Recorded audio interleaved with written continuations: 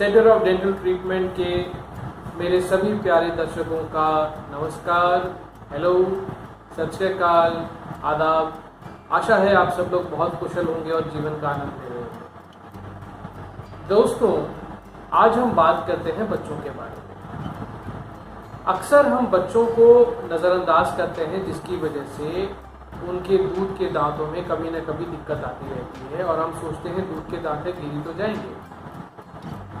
पर क्या आप जानते हैं कि बच्चों के दूध के दांत आपके आने वाले समय में बहुत ही क्रूशियल होते हैं। ऐसे में उनको समय समय पर डॉक्टर के द्वारा चेकअप कराना बहुत ज़रूरी होता है। पर हमारे सामने समस्या तब आती है जब आप अपने बच्चे को समझा बुझा के डॉक्टर के पास लेकर जाते हैं और प्रॉब्लम ये आता है कि बच्चे डॉक्टर के पास बैठने को तैयार ही नहीं है, उनको डॉक्टर का डर लगा हुआ है। तो ऐसी समस्या में क्या करें कि बच्चे डॉक्टर को आसानी से दिखा भी लें और अपना इलाज भी करा लें यदि आवश्यकता है तो। दोस्तों, बच्चों का दिल बहुत कोमल होता है। बच्चे आसानी से सब पे भरोसा कर भी लेते हैं और सब पे भरोसा नहीं भी करते हैं। ये डिपेंड करता है कि हम उनके साथ कैसे पेश आते हैं। आप लोग अक्सर इस बात पे आश्चर्यचकित हो जाते होंगे कि बच्चे डॉक्टर का नाम सुनते ही रोने लगते हैं, बिलखने लगते हैं। उसका कभी आपने कारण सोचा है कि ऐसा क्यों होता है? इसका कारण दोस्तों हम सब में छुपा हुआ है। अक्सर जब बच्चा कोई बात नहीं मानता है तो हम उसे क्या कहते हैं? मान जा बेटा, नहीं तो डॉक्टर से सुई लगवा देंगे। तो आपने बच्चे को क्या बात कही कि डॉक्टर एक खराब आदमी है जो गलत करने पर सुई लगा देता है। और आप ये महसूस करेंगे कि जब हम बड़े हो जाते हैं तब भी हमें सुई का डर बना रहता है, क्योंकि बचपन से हमारे सबकॉन्शियस में ये बात कर दी जाती है कि सुई लगाना एक अच्छी चीज नहीं है। वही चीज कहीं ना कहीं उनके मन में धीरे धीरे धीरे बैठ जाती है और बच्चे डॉक्टर के सफेद कोट से डरने लगते हैं।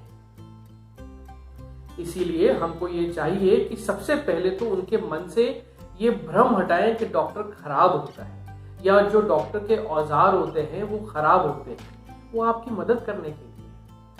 मेरे पास जब भी कोई छोटा बच्चा आता है और वो सुई को देख के डरता है तो मैं सबसे पहले उसे समझाता हूँ, बेटा ये तो एक पिचकारी है और इस पिचकारी में एक दवा है, वो दवा आपके दांत में लगाएंगे और आप ठीक हो जाओगे। क्योंकि जो मन में उनके डर बैठ गया है उस डर को निकालना बहुत जरूरी है। तो सबसे पहली बात कि बच्चे के मन में कभी भी किसी भी बात को लेकर डॉक्टर के प्रति कोई भी डर ना बैठाएं। आप अपने घर में जो भी बातें करते होंगे, न्यूज चैनल पे जो भी देखते रहते होंगे, उन सब में बच्चा उन सब बातों को सुन रहा है, देख रहा है और सबकॉन्शियसली उस इंफॉर्मेशन को प्रोसेस कर रहा है, जिसके बेस पे जब उसका पाला डॉक्टर के साथ पड़ेगा तो उसका रिएक्शन उस पर बेस्ड होगा। इसीलिए इस बात का ध्यान रखें। दूसरा, जब कभी आप अपने बच्चों से बात कर रहे हैं तो उनको उनके बॉडी की इंपॉर्टेंस के बारे में समझाइए।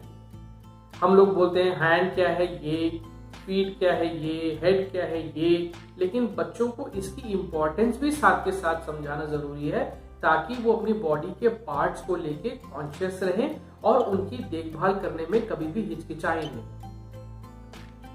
पॉइंट नंबर 3, जब कभी डॉक्टर के पास जाएं तो सबसे पहले तो समय लेकर जाएं, क्योंकि बच्चों के इलाज के दौरान हमें बहुत फ्रेंडली होना होता है। हम उनको बड़ों के तरीके से नहीं देख सकते। एक बच्चे के इलाज के अंदर 5 मिनट से लेके 2 घंटे तक, और हो सकता है कि उस दिन कुछ भी ना करना पड़े, ये भी संभव है। परंतु बच्चे को कभी भी हम फोर्स नहीं कर सकते। इसीलिए बच्चे को जब भी डॉक्टर को दिखाना हो, अब उनके समय के हिसाब से और आपके बच्चे के कंफर्टेबल टाइमिंग्स के हिसाब से ही उनको ले जाकर दिखाएं, जब तक कि कोई इमरजेंसी ना हो। एक प्रॉब्लम और जो हम देखते हैं कि जब हमारे पास बच्चे आते हैं तो अक्सर चिड़चिड़ाए हुए रहते हैं। चिड़चिड़ाए हुए का मतलब क्या है कि ठीक से बात नहीं करेंगे, आई कांटेक्ट नहीं करेंगे, कुछ प्रश्न पूछेंगे तो उनको जवाब नहीं देंगे, अगर उनसे कोई प्रॉब्लम हो रही होगी उसके रिगार्डिंग में अगर कोई क्वेश्चन पूछेंगे तो उसका सीधा सीधा जवाब नहीं मिलेगा। तो हम अक्सर पेरेंट्स से पूछते हैं कि क्या बच्चे को आप घर से कुछ खिला के लाए हैं? इसका जवाब होता है नहीं डॉक्टर साहब, अभी तो उसने कुछ खाया नहीं है, अभी घर ले जाके खिला देंगे। ऐसा बिल्कुल नहीं करना। ऐसा इसलिए नहीं करना क्योंकि बच्चे अगर खाना न खाएं तो चिड़चिड़े हो जाते हैं, कोऑपरेट नहीं करते। हमेशा बच्चों को जब भी ले जाए कुछ खिला पिला के ले जाए और साथ में कुछ खाने का आइटम साथ में रख के लाए, क्योंकि डॉक्टर के यहाँ कितनी देर की वेटिंग होने वाली है ये आपको मालूम नहीं है। हो सकता है अगर आपका अपॉइंटमेंट आ गया तो तुरंत के तुरंत आपको देख लिया जाए, लेकिन यदि अगर पहले से कोई केस चल रहा है और उस केस में कोई कॉम्प्लिकेशन डेवलप हो गई है तो आपको वेट भी करना पड़ सकता है। ऐसी स्थिति में आप पूरी तरीके से इक्विप्ड होने चाहिए कि आपका बच्चा किसी भी प्रकार से इरिटेट ना हो। ओके? इसके अलावा जो जरूरी बात होती है, पहली विजिट में कभी भी डेंटल ट्रीटमेंट कराने की कोशिश ना करें। मेडिकल सर्विसेज या हेल्थ केयर सर्विसेज एक ट्रस्ट का इश्यू है।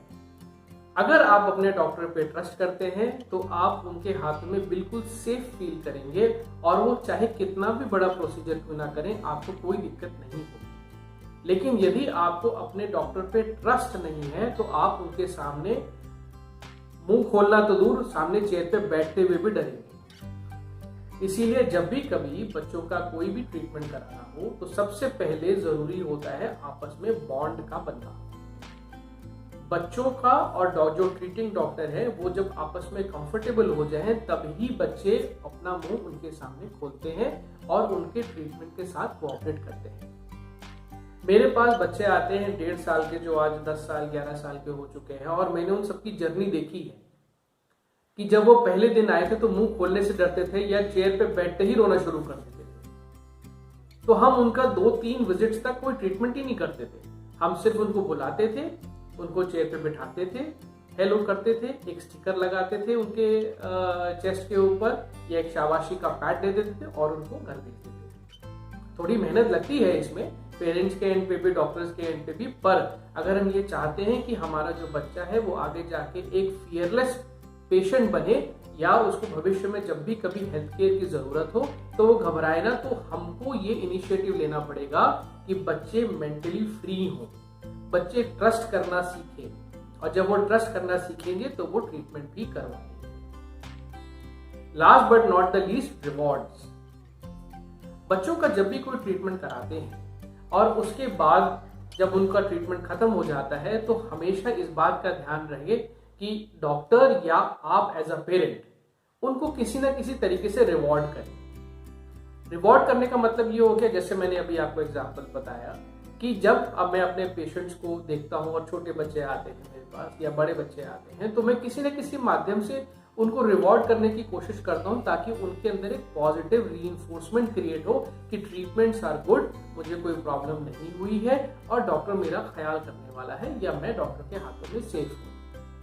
ऐसा करने से बच्चों में जब दोबारा उनको आना पड़ेगा तो किसी भी प्रकार का हिच नहीं रहेगा और ट्रीटमेंट अच्छी तरीके से होगा।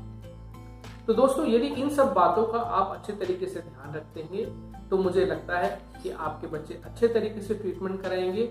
बच्चों में कॉन्फिडेंस डेवलप करिए, बच्चों को फियरलेस बनाइए और बच्चों को सुई से मत डराइए। सुई से डराना या दवाओं से डराना या डॉक्टर से डराना, आप उनके अंदर एक मेजर कॉम्प्लेक्स डेवलप कर रहे हैं जो कि समय आने पर किसी न किसी फॉर्म में आप ही के ऊपर निकलेगा, आपके परिवार के ऊपर निकलेगा या सोसाइटी में किसी न किसी फॉर्म में निकलेगा। मैं आशा करता हूं मैं अपनी बात आप तक पहुंचा पाया हूँगा और यदि आपको ये बातें अच्छी लगी हो तो कृपया चैनल को सब्सक्राइब करिएगा। हम कोशिश करते हैं कि उन सभी टॉपिक्स तक आपको एक्सपोज कर सकें जो अभी तक कवर नहीं हुए हैं या जो रोजमर्रा की प्रैक्टिस में आपके लिए बहुत काम आने वाले हैं। आपसे मिलेंगे अगले वीडियो में, तब तक के लिए शुभकामनाएं। अपना और अपने परिवार का बहुत ध्यान रखिए क्योंकि आप विशेष हैं। नमस्कार।